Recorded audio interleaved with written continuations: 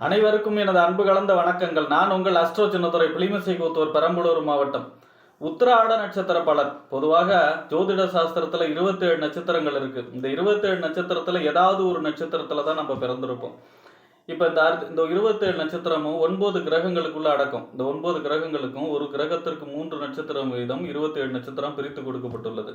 நம்ம பிறக்கும் பொழுது இந்த 9 கிரகங்களும் 27 நட்சத்திரத்துல ஏதாவது ஒரு நட்சத்திரத்துல தான் இருந்தாகணும். அந்த வரிசையில உடல் காரகன், மனோகாரகன் என்று சொல்லக்கூடிய சந்திரன் எந்த நட்சத்திரத்துல இருக்கும் பொழுது நம்ம பிறக்கிறோமோ அதுதான் நம்மளுடைய ஜென்ம நட்சத்திரம். அந்த நட்சத்திரத்தை வச்சுதான் ராசி கணக்கிடப்படுகிறது. ராசியை வச்சுதான் குரு பெயர்ச்சி, சனி பெயர்ச்சி எல்லாமே கணக்கிடப்படுகிறது. அதை விட முக்கியமா வாழ்க்கையில பெரிய மாற்றத்தை கொடுக்கக்கூடிய தசாபுத்தி தீர்மானிக்கிறதுக்கு இந்த ஜென்ம நட்சத்திரம் தான் உதவி செய்யும். இப்போ ஒருத்தர் சித்திர நட்சத்திரத்துல பிறக்கிறார் அப்படின்னு வச்சுக்குவோம். சித்திர நட்சத்திரத்துடைய கிரகம் எது? செவ்வாய். அப்ப அவருக்கு முதல்ல இந்த வரக்கூடிய திசை செவ்வாய் திசை, அடுத்தது ராகு திசை, அடுத்தது குரு திசை, இந்த மாதிரி தான் கணக்கிடப்படும். ஆக ஒருவருக்கு ஜென்ம நட்சத்திரம் அவ்வளவு முக்கியம். அந்த வரிசையில ஒருத்தர் உத்திராட நட்சத்திரத்துல பிறக்கிறார் அப்படின்னா அவருடைய பொதுவான குணநலங்கள் என்ன, அவர் எந்தெந்த விஷயங்கள்ல கவனமாக இருக்க வேண்டும், எந்த விஷயங்கள்லாம் செய்தால் வாழ்க்கையில வெற்றி பெறலாம், வாழ்க்கை முழுவதும் அதிர்ஷ்டகர மனிதராகவும் வெற்றிகர மனிதராகவும் வாழ்வதற்கான வழிபாடுகள் என்ன, பரிகாரங்கள்லாம் என்ன என்பதையெல்லாம் பற்றி இந்த காணொலியிலே பார்ப்போம். இது போன்று தொடர்ந்து ஜோதிட தகவல்களை பெறவும் தமிழ் மாத ராசி பலன்களை தெரிந்து கொள்ளவும் நமது சேனல் அஸ்ட்ரோ சின்னதுரையை சப்ஸ்கிரைப் செய்து கொள்ளுங்கள், லைக் பண்ணுங்க, நண்பர்களுக்கு ஷேர் பண்ணுங்க. அதாவது இந்த உத்திராட நட்சத்திரம் 2 ராசியில வரும். உத்திராட நட்சத்திரம் 1வது பாதம் தனுசு ராசியில வரும். 2வது பாதம், 3வது பாதம், 4வது பாதம்லாம் மகர ராசியில வரும். இந்த உத்திராட நட்சத்திரம் பெரிய, அதாவது உடைவிடக்கூடிய நட்சத்திரம். இந்த உத்திராட நட்சத்திரம் சூரியனுடைய நட்சத்திரம். சூரியன் நட்சத்திரம் அதாவது அப்படின்னா என்ன, முதல்ல வரக்கூடிய திசை எல்லாமே உத்திராட நட்சத்திரத்தில் பிறக்கிற எல்லாருக்கும் முதல்ல வரக்கூடியது சூரிய மகா திசை தான் வரும். இப்போ இந்த உத்திராட நட்சத்திரத்துடைய சிம்பிள் என்ன அப்படின்னு பார்த்தீங்கன்னா யானையின் தலை போன்றது. இதை நிறைய இடத்துல பார்த்துருப்போம். ஒரு பிரபலமான ஃபைனான்ஸ் கம்பெனி கூட அந்த யானையின் தலையை வச்சிருக்கும் சிம்பிளாக. அந்த என்ன நட்சத்திரத்துடைய சிம்பிள் என்னன்னா அவங்களுடைய அடையாளமா யாருக்கு எந்த நட்சத்திரம் அதிர்ஷ்டம் தருதோ அந்த நட்சத்திரத்துடைய சிம்பிள் வைப்பாங்க. அதனால தான் சிம்பிள் சொல்றது. இப்போ யானையின் தலை போன்ற சிம்பிள் தான் இந்த உத்திராட நட்சத்திரத்துடைய சிம்பிள். அடுத்ததாக பார்த்தீங்கன்னா இந்த நட்சத்திரத்துடைய மரம் பார்த்தீங்கன்னா பலாமரம் தான் இதோடைய மரம். அதே மாதிரி பார்த்தீங்கன்னா இந்த உத்திராட நட்சத்திரத்துடைய விலங்கு என்ன அதாவது விலங்கு அப்படின்னா உத்திராடம் நட்சத்திரத்துடையது மலட்டு பசு. 2 சொல்லுவாங்க, மலட்டு பசு அல்லது கீரி, அப்படி 2மே சொல்லுவாங்க. மலட்டு பசு, கீரி, இது 2மே சொல்லுவாங்க உத்திராட நட்சத்திரத்துடைய விலங்காக. இந்த நட்சத்திரம் யாரு பிறந்த நட்சத்திரம் அப்படின்னா நவகிரகங்கள்ல செவ்வாய் பிறந்த நட்சத்திரம் இந்த உத்திராட நட்சத்திரம். இந்த உத்திராட நட்சத்திரத்துல ஒருத்தர் பிறகுறான்னா ஒரு என்ன சொல்றது, அதிர்ஷ்டத்தை சொல்லக்கூடிய அமைப்பு. எப்படி அப்படின்னா உத்திராடத்தில் ஒரு பிள்ளை, ஒரு கொஞ்சம் நிலமும் அப்படின்னு சொல்லுவாங்க. அந்த மாதிரியான யோக நட்சத்திரம் உத்திராட நட்சத்திரம். இந்த நட்சத்திரத்துடைய பொதுவான பலன்னா நிர்வாக திறமை உடையவர்கள். அதே மாதிரி பார்த்தீங்கன்னா சாந்த குணம், மற்றவர்களுக்கு வழிகாட்டி, பெரும்பாலும் அமைதியான குணத்தையே இவங்க விரும்புவாங்க, மற்றவங்களுக்கு வழிகாட்டுறது. அதே மாதிரி பார்த்தீங்கன்னா ஒரு அறிவுபூர்வமாக செயல்படக்கூடிய அமைப்பு. இது எல்லாமே உத்திராட நட்சத்திரத்துடைய சிறப்பு. அதே மாதிரி பார்த்தீங்கன்னா இந்த உத்திராட நட்சத்திரத்தை பொறுத்த வரைக்கும் இந்த உத்திராட நட்சத்திரம் 1வது பாதம் தனுசு ராசியில் வந்து பாருங்க.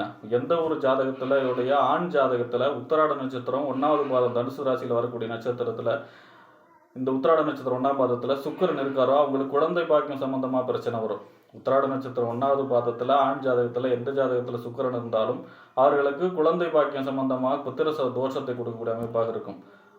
அதிலும் குறிப்பாக பார்த்தீங்கன்னா இந்த உத்திராட நட்சத்திரத்தில் பொதுவாகவே இதோடைய பலன் பார்த்தீங்கன்னா குழந்தை சம்பந்தமான பிரச்சனை, குழந்தை லேட்டாக பிறக்கிறது, குழந்தை பிறந்து இறந்து போகிறது, குழந்தை இப்போ வளர்க்கறதுல நிறைய பிரச்சனையை சந்திக்கிறது, அவங்களுக்கு நிறைய செலவு பண்ணி படிக்க வச்சு அவங்க கடைசியில் திரும்பி இவங்களுக்கு எஃபெக்ட் போடுவாங்களா அப்படிங்கிற மாதிரியான சந்தேகம். இந்த மாதிரியான குழந்தை சம்பந்தமான பிரச்சனைகளை அதிகம் சந்திக்கக்கூடியவங்க. அதே போல் பார்த்தீங்கன்னா பணம் சம்பந்தமான பிரச்சனை, பணம் கொடுக்கல் வாங்கல பிரச்சனை, அதாவது கொடுத்த கடன் திருப்பி வராது இல்லை, இவங்க கடன் வாங்கும் பொழுது அந்த கடன் அடைக்கிறதுக்காக நிறைய சிரமப்படுறது. இந்த மாதிரியான கொடுக்கல் வாங்கல் பிரச்சனையும் கொடுக்கக்கூடிய நட்சத்திரம் எது அப்படின்னா இந்த விஷயங்களையும் இவங்க ரொம்ப ரொம்ப கவனமாக இருக்க வேண்டும். அடுத்தது பார்த்தீங்கன்னா இந்த உத்திராட நட்சத்திரம் பொறுத்த வரைக்கும் இவங்க கோல்டு அதாவது கோல்டுன்னா எப்போவுமே ஒரு கிராம் ஆவது இவங்க தங்கத்தை அணிஞ்சிருக்கணும். அப்போ தான் இவங்களுக்கு அதிர்ஷ்டத்தை கொடுக்கக்கூடிய அமைப்பாக இருக்கும் உத்திராட நட்சத்திரத்தை பொறுத்த வரைக்குமே. அதே போல் பார்த்தீங்கன்னா ஒரு உத்திராட நட்சத்திரம் ஒரு குடும்பத்தில் பிறக்குது அப்படின்னா அந்த குடும்பத்தில் திருமணமாகாத பெண் இறந்துருப்பாங்க. அதாவது கன்னியின் சாபம் இருக்கும். அதாவது 6 மாத குழந்தையிலிருந்து திருமணமாகாத வயசு வரை உள்ள யாராவது அவங்க 3 தலைமுறையில் யாராவது ஒரு பெண் குழந்தை இறந்துருப்பாங்க. அவங்க என்னென்னா அடுத்த நிலை முக்தி மோட்சன்னு போகாமல் இவங்க கூடயே வாழ்வாங்க. அதை இவங்க அலட்சியப்படுத்தினா அது கன்னியின் சாபமாக மாறும். அதுவே அவங்க இந்த ஆடி 18 தீபாவளி பொங்கல் சமயத்தில் துணி வச்சு படைச்சி அவங்களுக்கு மரியாதை செய்யும் பொழுது அது குலதெய்வமாக இருந்து காக்கும். அதாவது கன்னியின் சாபம் இருந்தாலே பார்த்தீங்கன்னா எவ்வளோ பெரிய யோக திசை இருந்தாலும் செயல்படாது. யாராவது பார்த்தாலே அந்த கண் திருஷ்டியை பாய்ச்சிடும். யாரும் செய்வன வைக்கணும்னு அவசியம் கிடையாது.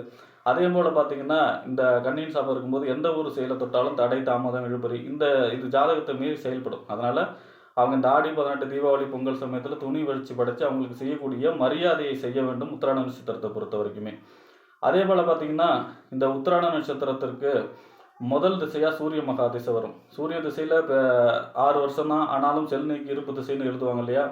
அதில் பார்த்திங்கன்னா சூரிய திசை பெரும்பாலும் உஷ்ண சம்பந்தப்பட்ட நோய்களை கொடுக்கக்கூடியதும், பங்காளிக்குள்ள சண்டை சச்சரவு, தந்தை வர்க்கத்துக்கு பாதிப்பு, இந்த மாதிரியான ஒரு நல்ல பலனை எதிர்பார்க்க முடியாது. அடுத்து வரும் சந்திரமகா திசை 10 வருஷம் மிக அற்புதமான திசையாக இருக்கும். அதாவது நிலம் வாங்குறது, இடம் வாங்குறது, போர் அடிக்கிறது, குடும்பத்தில் தன்னுடைய தந்தைக்கு வெளிநாட்டு யோகம் கொடுக்கக்கூடிய அமைப்பு, அந்த மாதிரியான விவசாயம் சம்பந்தமான வளர்ச்சி, இதெல்லாமே மிகச்சிறப்பாக இருக்கும். அடுத்து வரக்கூடிய செவ்வாய் மகா திசை 7 வருஷமும் பூமி யோகத்தை, இயந்திரத்தை வைத்து தொழில் செய்பவர்களுக்கு யோகம், அதே போல் பார்த்திங்கன்னா பூமி சம்பந்தமான யோகத்தை கொடுக்க, பூமி வாங்கக்கூடிய அமைப்பு, வீடு கட்டக்கூடிய அமைப்பு, அந்த மாதிரியான யோகத்தை செய்யக்கூடிய திசையாகவே அதுவும் இருக்கும். ராகு மகா திசையில் அடுத்தது பார்த்திங்கன்னா ராகு மகா சந்திர திசை நன்மை செய்யும், செவ்வாய் திசை நன்மை செய்யும். ராகு மகா திசையில் கல்வியில் கவனமாக இருக்கணும். ஏன்னா கல்வியில் ஒரு சில பேர்த்துக்கு உத்திராட நட்சத்திரம் ராகு திசையில் கல்வியில் பிரச்சனை ஏற்படுத்தி விடுகிறது. அதே போல் திருமணம் சம்பந்தமான பிரச்சனைகளும் ஏற்படுத்தி விடுகிறது ராகு திசையில். மேக்சிமம் ராகு திசையில் சொந்த இருப்பிடத்தில் இல்லாமல் வெளியூர் வெளி மாவட்டம்னு சொல்லி வெளியில் இருக்கும் பொழுது இவங்களுக்கு சிறப்பான யோகத்தை செய்யும். மறுபடியும் ராஜா திசை குருமகா திசை 16 வருஷம் பொன் பொருள் கௌரவம் அந்தஸ்து வீடு வண்டி வாகனம் மனை இந்த மாதிரியான சகல சௌபாக்கியங்களையும் கொடுக்கக்கூடிய திசையாக இருக்கும். அப்போ இவங்க மேக்சிமம் ஒன்று சூரிய மகா திசை பிறக்கும் பொழுதும் அடுத்த ராகு திசையில் மட்டும் கவனமாக இருந்தால் போதும். மற்றபடி எல்லா திசையும் இவர்களுக்கு அனுகூலமான.